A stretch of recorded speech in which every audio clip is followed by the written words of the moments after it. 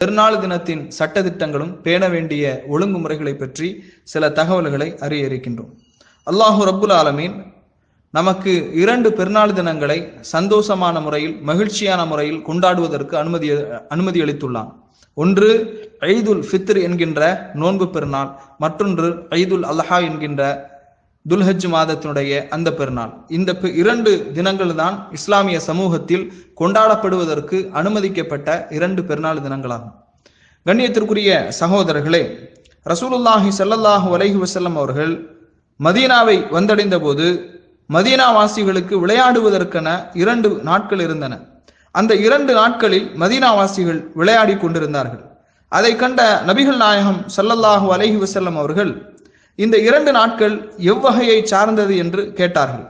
அதற்கு அந்த மக்கள் அறியாமை காலத்தின் இந்த நாட்களில் நாங்கள் விளையாடக்கூடியவர்களாக இருந்தோம் என்று பதிலளித்தார்கள். அதை கேட்ட அல்லாஹ்வின் தூதர் ஸல்லல்லாஹு அலைஹி வஸல்லம் அவர்கள், நிச்சயமாக அல்லாஹ் இந்த 2 நாட்களை விட சிறந்ததாகவும் இந்த 2 நாட்களுக்கு பகரமாக ஈதுல் அல்ஹா எனும் ஹஜ் பெருநாளையும் ஈதுல் ஃபித்ர் என்னும் ரமலான் இந்த நோன்பு பெருநாளையும் வழங்கி இருக்கின்றான் என்று கூறினார்கள். இந்த செய்தி அனஸ் ரலியல்லாஹு அவர்கள் அறிவிக்கின்றார்கள். அபூதாவுதிலே 1134வது செய்தியாக இடம்பெறுகின்றது. இந்த ஹதீஸின் மூலம் நாம் அறியக்கூடிய செய்தி என்னவென்றால், பெருநாள் தினத்தன்று மக்கள் சந்தோஷமாக மகிழ்ச்சியாக விளையாடலாம். சந்தோஷத்தை மார்க்க எல்லைகளை வரம்புகளை மீறாமல் விளையாட்டு போட்டிகள் நடத்துவதன் மூலம் மகிழ்ச்சியை வெளிப்படுத்தலாம். பாடல்களை பாடுவதற்கும் மார்க்கத்தில் அனுமதி இருக்கின்றது. அதே நேரத்தில் இசைக்கக்கூடாது, இசை கச்சேரிகள் நடத்தப்படக்கூடாது, மார்க்கத்தின் எல்லைகள் மீறப்படக்கூடாது என்பதையும் கவனத்திலே கொள்ள வேண்டும். பெருநாள் தினத்தில் நாம் பேண வேண்டிய ஒழுங்குமுறைகள் என்று பார்த்தோம் என்று சொன்னால், பெருநாள் தினத்திலே குளித்து நறுமணம் பூசி புத்தாடைகளை அணிந்து கொள்ள வேண்டும். ரசூலுல்லாஹி ஸல்லல்லாஹு அலைஹி வஸல்லம் அவர்கள் இதனை நமக்கு வலியுறுத்துகின்றார்கள். அதே போன்று பெருநாள் தொழுகை திடலில் நடத்துவதுதான் நபி வழியாகும். ரசூலுல்லாஹி ஸல்லல்லாஹு அலைஹி வஸல்லம் அவர்களுடைய காலகட்டத்தில் மஸ்ஜிது நபவியிலே ஒரு ரக்காத் தொழுதால் 1000 ரக்காத் தொழுத நன்மை உண்டு என்ற அந்த நிலையிலும் கூட, மக்காவிலே ஒரு ரக்காத் தொழுதால் 1,00,000 ரக்காத் தொழுத நன்மை உண்டு என்ற அந்த நிலையிலும் கூட ரசூலுல்லாஹி ஸல்லல்லாஹு அலைஹி வஸல்லம் அவர்கள் பெருநாள் தொழுகையை திடலில் தான் சென்று தொழ வேண்டும் என்று நமக்கு கட்டளையிட்டு இருக்கின்றார்கள். பெருநாள் தொழுகையை பொறுத்தமட்டில் அதற்கு பாங்கோ இக்காமத்தோ முன்பின் சுன்னத்துகளோ கிடையாது. சில நேரங்களில் இடவசதியின் காரணமாக அல்லது மழை போன்ற காரணங்கள் ஏற்பட்டால் பள்ளிவாசலில் தொழுவதற்கும் அனுமதி இருக்கின்றது. அப்படி பள்ளிவாசலில் ஒருவர் பெருநாள் தொழுகை தொழுவதற்காக வருகை தந்தால் தஹியத்துல் மஸ்ஜித் என்ற அடிப்படையில் அவர் பள்ளி காணிக்கை தொழுகையாக 2 ரக்காத் தொழுது கொள்ளலாம். அதே நேரத்தில் முன்பின் சுன்னத்துகளாக பெருநாள் தொழுகையினுடைய சுன்னத்துகள் கிடையாது என்பதையும் நாம் இங்கே கவனத்தில் கொள்ள வேண்டும். அதே போன்று பெருநாள் தொழுகைக்கு வரக்கூடிய ஒருவர் வரும்போது ஒரு வழியாகவும் செல்லும் போது வேறு பாதையிலும் செல்ல வேண்டும். இப்படி பாதை மாறி செல்வதை ரசூல் ஸல்லல்லாஹு அலைஹி வஸல்லம் அவருடைய சுன்னாவின் மூலமாக நாம் அறிந்து கொள்கின்றோம். பெருநாள் தொழுகைக்கு நடந்து வருவதும் சுன்னத்தான ஒரு வழிமுறையாக பார்க்கின்றோம். அதே போன்று பெருநாள் தொழுகைக்கு வீட்டிலிருந்து வெளியேறியது முதல் திடலுக்கு வருகை தந்து தொழுகை ஆரம்பமாகும் வரை ஆண்கள் சப்தமாக, பெண்கள் உறக்க சப்தமின்றியும் தக்பீர் சொல்ல வேண்டும். தக்பீர் ஒருவர் சொல்ல மற்றவர்கள் அவரை பின்தொடர்ந்து கூட்டமாக கோரஸாக ஒரே சப்தமாக தக்பீர் சொல்வதற்கு நபி வழியில் எந்த விதமான ஆதாரமும் கிடையாது. ஒவ்வொருவரும் தனித்தனியாக தக்பீர் சொல்ல வேண்டும். தக்பீரினுடைய வாசகங்களை பொறுத்த மட்டில் அல்லாஹு அக்பர், அல்லாஹு அக்பர், அல்லாஹு அக்பர் கபீரா என்றும் நாம் சொல்லலாம். அல்லாஹு அக்பர், அல்லாஹு அக்பர், லா இலாஹ இல்லல்லாஹு அல்லாஹு அக்பர், அல்லாஹு அக்பர் வலில்லாஹில் ஹம்த்.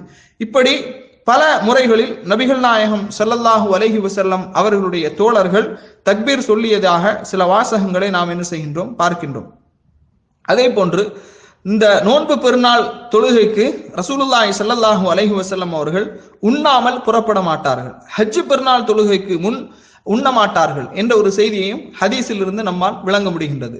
எனவே நோன்பு பெருநாள் தினத்தன்று வீட்டிலிருந்து செல்லக்கூடியவர்கள் குறைந்தபட்சம் பேரித்தம்பளத்தையாவது உண்டு விட்டவர்கள் செல்ல வேண்டும் என்பதையும் உங்களுடைய கவனத்திற்கு நான் கொண்டு வருகின்றேன். பெருநாள் தொழுகைக்குரிய அந்த நேரத்தை பொறுத்த மட்டில் சூரியன் உதித்து சுமார் 15 நிமிடங்கள் தொழுகை ஆரம்பிக்க வேண்டும். சுமார் சூரியன் உதித்து 15 நிமிடங்களில் தொழுகையை ஆரம்பிக்க வேண்டும். இதுதான் சுன்னாவுக்கு மிகவும் நெருக்கமான நேரம் என்பதையும் கவனத்தில் கொள்ள வேண்டும். ஆனால் நமது ஊர்களில் பல இடங்களிலே மிகவும் தாமதமாக சூரியன் உதித்து மிகவும் தாமதமாக தொழுகை நடைபெறுவதை பார்க்கின்றோம். இது சுன்னாவுக்கும் முற்றிலும் மாற்றமான ஒரு செயல் என்பதையும் கவனத்திலே கொள்ள வேண்டும். பெருநாள் தொழுகைக்கு 2 ரக்காத்துகள் தொழ வேண்டும். முதலாவது ரக்காத்தில் 7 தக்பீர்கள் கூடுதலாக கட்ட வேண்டும். இந்த 7 தக்பீரை பொறுத்த மட்டில் ஒவ்வொரு தக்பீரின் போதும் கையை அவிழ்த்து கட்ட வேண்டும் என்ற எந்த அவசியமும் கிடையாது. முதலாவது ரக்காத்தில் 7 தக்பீர்கள் அதிகப்படியாக சொல்ல வேண்டும். இரண்டாவது ரக்காத்தில் 5 தக்பீர்கள் அதிகப்படியாக சொல்ல வேண்டும். முதலாவது ரக்காத்தில் சூரத்துல் ஃபாத்திஹாவுக்கு பிறகு சூரத்துல் காஃப் 50வது அத்தியாயத்தை ரசூலுல்லாஹி ஸல்லல்லாஹு அலைஹி வஸல்லம் அவர்கள் ஓதி இருப்பதாக ஹதீஸிலே நாம் பார்க்கின்றோம். அதே போன்று சூரத்துல் கமர் 54வது அத்தியாயத்தை சில வேளைகளில் அல்லாஹுடைய தூதர் அவர்கள் ஓதி இருப்பதாக நாம் பார்க்கின்றோம். அதே போன்று சூரத்துல் ஃபாத்திஹாவுக்கு பிறகு சூரத்துல் ஆலா 87வது அத்தியாயத்தையும் சூரத்துல் காஷியா 88வது அத்தியாயத்தையும் கூட அல்லாஹுடைய தூதர் ஸல்லல்லாஹு அலைஹி வஸல்லம் அவர்கள் சில வேளைகளில் ஓதி இருப்பதாக நாம் என்ன செய்கின்றோம், பார்க்கின்றோம். எனவே இமாம் அவர்களுக்கு எந்த சூரா ஓதுவது எளிமையாக இருக்கின்றதோ, எந்த சூரா ஓதுவதற்கு நீண்ட நேரம் மக்களுக்கு சிரமம் இல்லாமல் இருக்குமோ அந்த சூறாவை அவர்கள் ஓதி என்ன செய்யலாம். இந்த நான் சொல்லப்பட்ட இந்த சூறாக்களில் ஏதாவது ஒரு சூறாவை ஓதி அவர்கள் பெருநாள் தொழுகையை நடத்தலாம். பெருநாள் தொழுகைக்கு பின்புதான் உரை நிகழ்த்த வேண்டும். இதுவும் மிக முக்கியமான ஒரு விஷயம். அதே போன்று பெருநாள் தொழுகை முடித்த பிறகு பெருநாளின் போது மக்கள் ஒருவருக்கொருவர் வாழ்த்துக்களை பரிமாறிக்கொள்ளலாம். இதிலும் எந்த விதமான தடையும் இல்லை. சிலர் ஈத் முபாரக் என்ற வார்த்தைகளை பயன்படுத்துகின்றார்கள். ஆனால் சஹாபாக்கள் தகப்பல் அல்லாஹு மின்னா வ மின்கும், அல்லாஹ் உங்களிடமிருந்தும் நம்மிடமிருந்தும் நற்செயல்களை அங்கீகரிப்பானாக, ஏற்றுக்கொள்வானாக என்று வாழ்த்துக்களை பரிமாறியதாக நாம் ஹதீஸிலே பார்க்கின்றோம். சஹீஹான அசர்களிலே பார்க்கின்றோம். எனவே சஹாபாக்கள் பயன்படுத்திய இந்த வார்த்தையை நாம் பயன்படுத்தலாம். தகப்பல் அல்லாஹு மின்னா வ மின்கும், அல்லாஹ் உங்களிடமிருந்தும் நம்மிடமிருந்தும் நற்செயல்களை அங்கீகரிப்பானாக, ஏற்றுக்கொள்வானாக. இந்த 2 பெருநாட்களிலும் கன்னி பெண்கள், மாதவிடாய் பெண்கள் என அனைவரும் பங்கு பெற வேண்டும். தொழுமிடத்தை விட்டு மாதவிடாய் பெண்கள் ஒதுங்கி இருக்க வேண்டும் என்று ரசூலுல்லாஹி ஸல்லல்லாஹு அலைஹி வஸல்லம் அவர்கள் கட்டளையிடுகின்றார்கள். பெருநாள் உரையில் பங்கெடுப்பதற்கும் பங்கெடுக்காமல் இருப்பதற்கும் மார்க்கத்திலே அனுமதி உண்டு என்பதையும் நீங்கள் கவனத்திலே கொள்ள வேண்டும். பெருநாளில் பெண்களுக்கு இமாம் உபதேசம் புரிவது ரசூலுல்லாஹி ஸல்லல்லாஹு அலைஹி வஸல்லம் அவர்களுடைய காலகட்டத்தில் அல்லாஹுடைய தூதர் அவர்கள் பெண்கள் சபைக்கு சென்று தனியாக அதிகமாக நீங்கள் தர்மம் செய்யுங்கள் என்று பெண்களுக்கு சில உபதேசங்களை செய்திருக்கின்றார்கள் என்ற செய்தியையும் நாம் ஹதீஸிலே பார்க்கின்றோம். எனவே அந்த காலகட்டத்தில் சப்தங்கள் பெண்கள் மத்தியில் அதிகமாக சென்றடையாது என்ற காரணத்தினால் அல்லாஹுடைய தூதர் அவர்கள் தனியாக சென்று பெண்களுக்கு உபதேசம் செய்திருக்கின்றார்கள். இந்த காலகட்டத்தில் சப்தங்கள் செல்வதற்கான கருவிகள் இருக்கின்ற காரணத்தினால் தனியாக சென்று உபதேசம் செய்ய வேண்டும் என்ற அவசியம் இல்லை. ஒருவர் சுன்னாவை பின்பற்றி இப்படி உபதேசம் செய்தால் அதுவும் குற்றமாகாது என்பதையும் நாம் கவனத்திலே கொள்ள வேண்டும்.